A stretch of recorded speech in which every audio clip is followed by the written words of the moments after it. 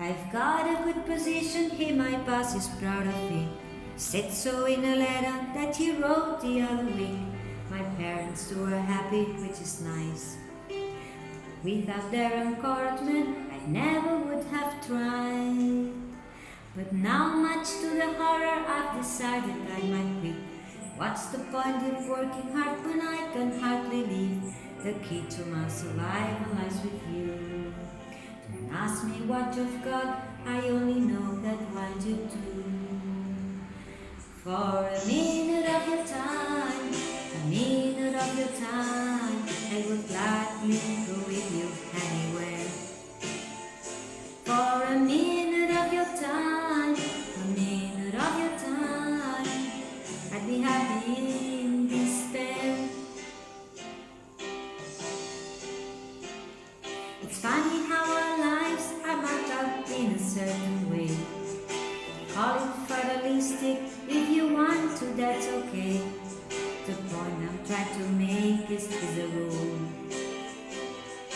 Never on your part can be a costly one for you. But looking back, how often have you thought, well, I did move? It isn't for that error, I'd be on a different road, which leads me very nicely round to you.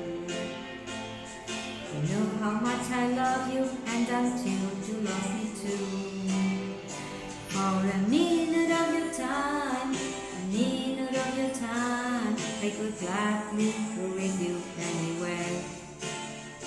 For a minute of your time, a minute of your time, I'd be happy in despair. For a minute of your time, a minute of your time, even though it may not seem that long to you. For a minute of your time, a minute of your time, even less for me would do. I don't suppose you'd ever think of moving in with me. Lots of people do it, it's quite common, I believe. This makes us come short even to you. And I'm the one who feels this way, and here's what would I do. For a minute of your time, a minute of your time, I would gladly go with you anywhere. For a minute of your time, a minute of your time, I'd be happy in despair.